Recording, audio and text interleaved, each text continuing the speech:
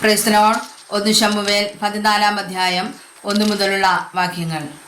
ഒരു ദിവസം ശൗലിന്റെ മകൻ യോനാഥാൻ തന്റെ ആയുധവാഹകനായ ബാല്യക്കാരനോട്, വരിക, നാം അങ്ങോട്ട് ഫെലിസ്ത്യരുടെ പട്ടാളത്തിന് നേരെ ചെല്ലുക എന്ന് പറഞ്ഞു. അവൻ അപ്പനോട് പറഞ്ഞില്ല താനും. ശൗൽ ഗിബയുടെ അതിരിങ്കൽ മിഖ്രോനിലെ മാതള നാരകത്തിന് കീഴിൽ ഇരിക്കുകയായിരുന്നു. അവനോടുകൂടി ഉണ്ടായിരുന്ന പടജനം ഏകദേശം 600 പേർ. ഷീലോവിൽ യഹോവയുടെ പുരോഹിതനായിരുന്ന ഏലിയുടെ മകനായ ഫീനഹാസിന്റെ മകനായ ഈഖാബോദിന്റെ സഹോദരനായ അഹീതൂബിന്റെ മകൻ അഹീയാവ് ആയിരുന്നു അന്ന് ഏഫോദ് ധരിച്ചിരുന്നത്. യോനാഥാൻ പോയത് ജനം അറിഞ്ഞില്ല. യോനാഥാൻ ഫെലിസ്ത്യരുടെ പട്ടാളത്തിന് നേരെ ചെല്ലുവാൻ നോക്കിയ വഴിയിൽ ഇപ്പുറവും അപ്പുറവും കടുംതൂക്കമായ ഓരോ പാറയുണ്ടായിരുന്നു. ഒന്നിന് ബോസെസ് എന്നും മറ്റേതിന് സേനെ എന്നും പേർ.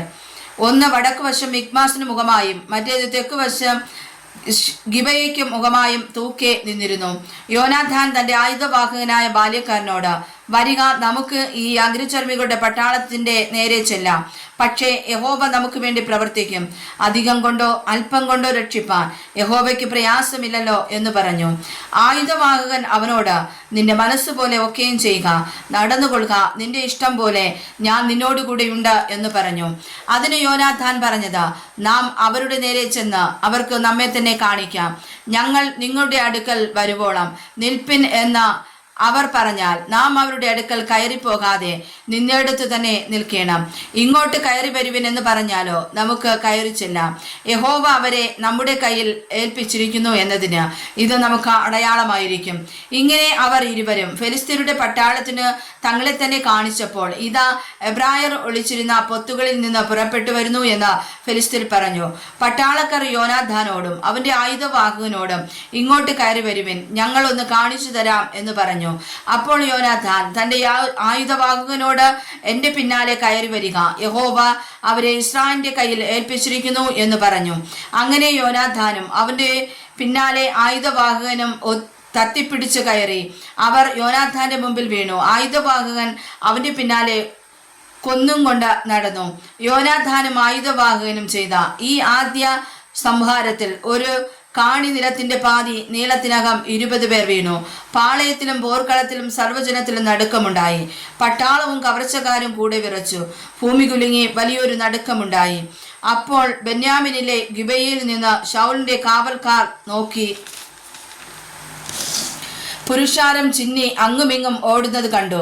ശൗൽ കൂടെയുള്ള ജനത്തോട്, എണ്ണി നോക്കി നമ്മിൽ നിന്ന് പോയവർ ആരെന്നറിവിൻ എന്ന് കൽപ്പിച്ചു.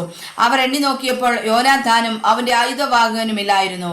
ശൗൽ അഹീയാവിനോട്, ദൈവത്തിന്റെ പെട്ടകം ഇവിടെ കൊണ്ടുവരിക എന്ന് പറഞ്ഞു. ദൈവത്തിന്റെ പെട്ടകം ആ കാലത്ത് ഇസ്രായേൽ മക്കളുടെ അടുക്കൽ ഉണ്ടായിരുന്നു. ശൗൽ പുരോഹിതനോട് സംസാരിച്ചു കൊണ്ടിരിക്കുമ്പോൾ ഫെലിസ്ത്യരുടെ പട്ടാളത്തിലെ കലാപം മേൽക്കുമേൽ വർദ്ധിച്ചു വരുന്നു. അപ്പോൾ ശൗൽ പുരോഹിതനോട്, നിന്റെ കൈ വലിക്ക എന്ന് പറഞ്ഞു. ശൗലും കൂടെയുള്ള ജനമൊക്കെയും ഒന്നിച്ചുകൂടി പടയ്ക്ക് ചെന്നു. അവിടെ അവർ അന്യോന്യം വെട്ടി വലിയ കലക്കമായിരിക്കുന്നത് കണ്ടു. മുമ്പേ ഫെലിസ്ത്യരോട് ചേർന്ന് ചുറ്റുമുള്ള ദേശത്തു നിന്ന് അവരോടുകൂടെ പാളയത്തിൽ വന്നിരുന്ന എബ്രായരും ശൗലിനോടും യോനാഥാനോടും കൂടെ ഉണ്ടായിരുന്ന ഇസ്രായേലിയരുടെ പക്ഷം തിരിഞ്ഞു.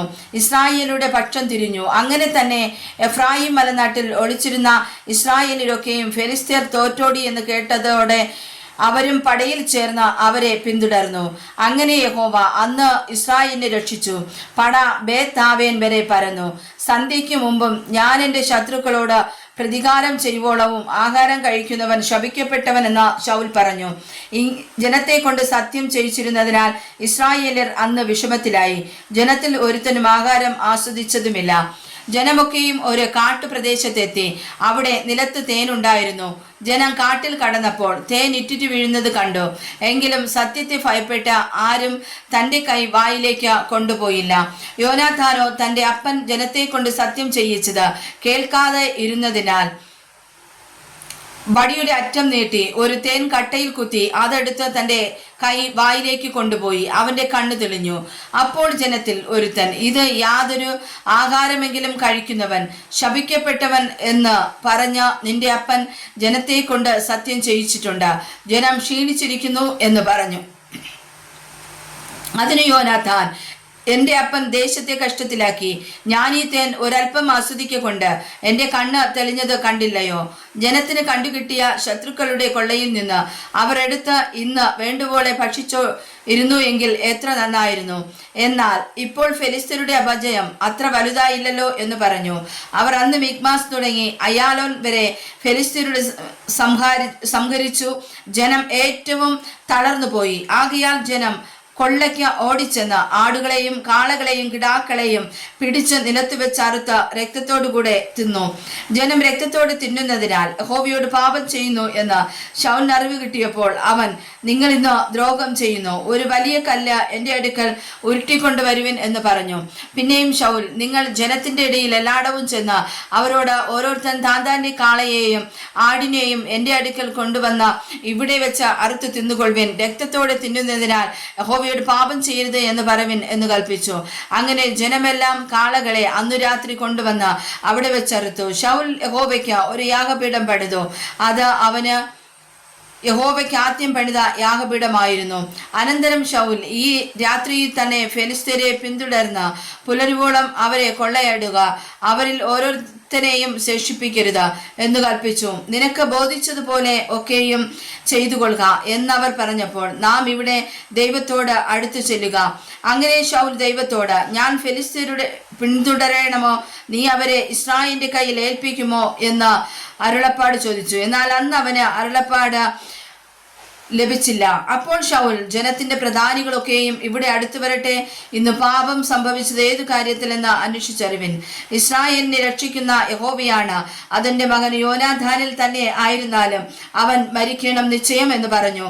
എന്നാൽ അവനോട് ഉത്തരം പറവാൻ സർവ്വജനത്തിലും ഒരുത്തനും തുനിഞ്ഞില്ല. അവൻ എല്ലാ ഇസ്രായേലിനോടും, നിങ്ങൾ ഒരു ഭാഗത്ത് നിൽപ്പിൻ, ഞാനും എൻ്റെ മകനായ യോനാഥാനും മറുഭാഗത്ത് നിൽക്കാം എന്ന് പറഞ്ഞു. നിന്റെ ഇഷ്ടം പോലെ ആകട്ടെ എന്ന് ജനം ശൗലിനോട് പറഞ്ഞു. അങ്ങനെ ശൗൽ ഇസ്രായേലിന്റെ ദൈവമായ യഹോവയോട്, നേർ വെളിപ്പെടുത്തി തരണമേ എന്ന് പറഞ്ഞു. അപ്പോൾ ശൗലിനും യോനാഥാനും ചീട്ട് വീണു. ജനം ഒഴിഞ്ഞുപോയി. പിന്നെ ശൗൽ, എനിക്കും എൻ്റെ മകനായ യോനാഥാനും ചീട്ടിടുവിൻ എന്ന് പറഞ്ഞു. ചീട്ട് യോനാഥാന് വീണു. ശൗൽ യോനാഥാനോട്, നീ എന്തു ചെയ്തു? എന്നോട് പറക എന്ന് പറഞ്ഞു. യോനാഥാൻ അവനോട്, ഞാൻ എൻ്റെ വടിയുടെ അറ്റം കൊണ്ട് അല്പം തേൻ ആസ്വദിച്ചതേയുള്ളൂ, അതുകൊണ്ട് ഇതാ ഞാൻ മരിക്കേണ്ടി വന്നിരിക്കുന്നു എന്ന് പറഞ്ഞു. അതിന് ശൗൽ, ദൈവം എന്നോട് തക്കവണ്ണവും അധികവും ചെയ്യട്ടെ, യോനാഥാനെ നീ മരിക്കണമെന്ന് ഉത്തരം പറഞ്ഞു. എന്നാൽ ജനം ശൗലിനോട്, ഇസ്രായേലിൽ ഈ മഹാരക്ഷ പ്രവർത്തിച്ചിരിക്കുന്ന യോനാഥാൻ മരിക്കണമോ? ഒരിക്കലും അരുത്. യഹോവയാണ്, അവന്റെ തലയിലെ ഒരു രോമവും നിലത്തു വീഴുകയില്ല. അവൻ ഇന്ന് ദൈവത്തോട് കൂടെയല്ലോ പ്രവർത്തിച്ചിരിക്കുന്നത് എന്ന് പറഞ്ഞു. അങ്ങനെ ജനം യോനാഥാനെ വീണ്ടെടുത്തു. അവൻ മരിക്കേണ്ടി വന്നതുമില്ല. ശൗൽ ഫെലിസ്ത്യരെ പിന്തുടരാതെ മടങ്ങിപ്പോയി. ഫെലിസ്ത്യരും തങ്ങളുടെ സ്ഥലത്തേക്ക് പോയി. ശൗൽ ഇസ്രായേലിൽ രാജത്വം ഏറ്റ ശേഷം മോബാവിയർ, അമോന്യർ, ഏദോമ്യർ, സോബ രാജാക്കന്മാർ, ഫെലിസ്ത്യർ എന്നിങ്ങനെ ചുറ്റുമുള്ള സകല ജാതികളോടും യുദ്ധം ചെയ്തു. അവൻ ചെന്നിടത്തൊക്കെയും ജയം പ്രാപിച്ചു. അവൻ ശൗര്യം പ്രവർത്തിച്ച അമാലെ